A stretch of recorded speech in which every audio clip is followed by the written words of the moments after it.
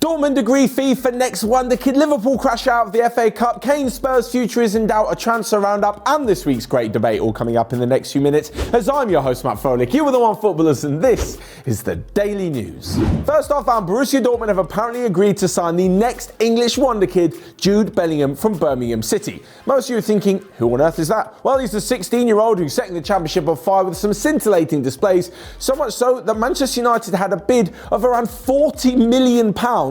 That's right, £40 million for a 16-year-old. That included loads of add-ons rejected for him in January. Now, apparently Birmingham will be happy with that deal. I mean, of course they would. It's a ridiculous amount of money. But the player himself had a few reservations about actually moving to Old Trafford. There is a lot of doubt over Manchester United's long-term future on the pitch as Ole Gunnar Solskjaer. Is he going to stay or go? What's going to be happening with the owners? Investment in the squad, players coming and going. It doesn't exactly look like the right kind of environment for him to go to. So Dortmund have apparently stepped in. €35 million straight up is how much is going to get them the player, or around that figure. Many different ones have been reported, and they've got brilliant case studies to show why he'd be such a great player.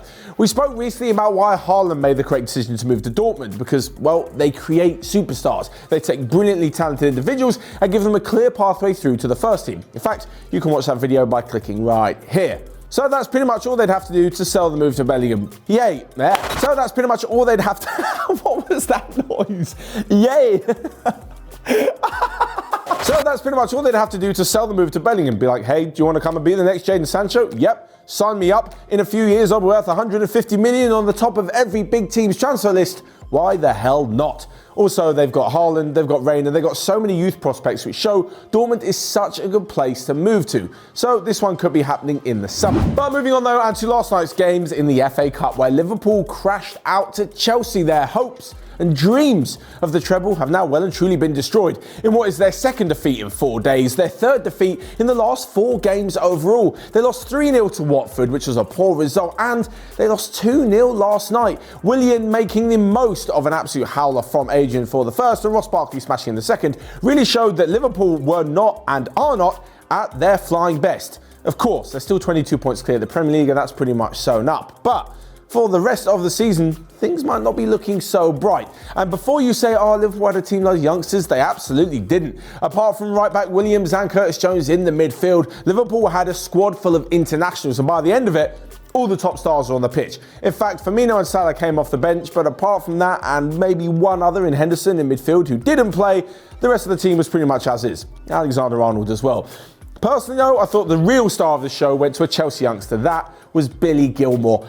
Unbelievable. I think it's only his third start for Chelsea, and even though he's small in stature, he was brilliant. He was fighting, had excellent control on the ball, a great turn of pace, such incredible awareness for such a young player, and really shone out head and shoulders above absolutely everybody else. So, Liverpool fans, are you really fearing the worst when it comes to Atletico Madrid in the Champions League next week? And do you think that just having the Premier League this season, okay, add on the Club Cup and the UEFA Super Cup as well, it's actually going to be a bad season? Surely if this is the best Liverpool team ever, or the best team in the Premier League, they would have won something more than maybe just the Premier League. Anyway, let me know your thoughts in the comment section below, Liverpool fans, what you make for the rest of the season. But moving on, and to some uncertainties around Harry Kane's future at Spurs. Tottenham fans, this is definitely not what you want to hear. Apparently the England forward still is happy at the club. He said numerous times he loves the club, but he wants them to be on the same level of ambition that he is. So he's going to go and speak to Daniel Levy and the club and get some assurances over their plans for the summer. This is thought to be relating to the fact that they want new players in,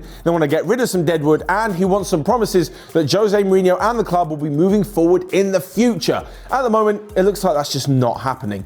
I mean, Spurs have still got so many players who aren't good enough. They failed to bring in the right kind of players, and with Jose Mourinho, we probably know that he'll be out.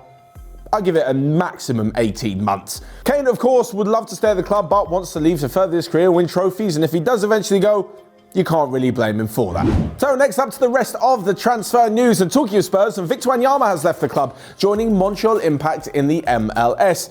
If Zinedine Zidane is to be fired at the end of the season. Real Madrid are apparently lining up Mauricio Pochettino. Ivan Rakitic looks to be leaving Barcelona in the summer and has apparently already held preliminary talks with Atletico Madrid. And Espanyol midfielder Marc Roca, who was interesting Bayern Munich last summer, is now apparently getting some looks from Everton. So next up, we come to the great debate. You guys know what this is. Every single Wednesday, the OneFootball newsroom pose a question for you guys. You can find out mine and their answers in the relevant article in the OneFootball app. But for the comment section in this video, we want to know, what is the best record ever? For me, I've gone with such a bizarre record that it's probably not even being kept track of. I mean, someone else might have done it, but just no one thought it was actually a thing. That is Bas Dost. Now, you may know the 6'5" striker from his time in Germany, but whilst he was at Sporting Lisbon, he set the unbelievable record of scoring 45 goals in a row with his first touch. These were penalties, headers, tap-ins, first-time shots. That was it. One touch was all he needed for 45 goals in a row, and it spanned 1 year and 2 months until,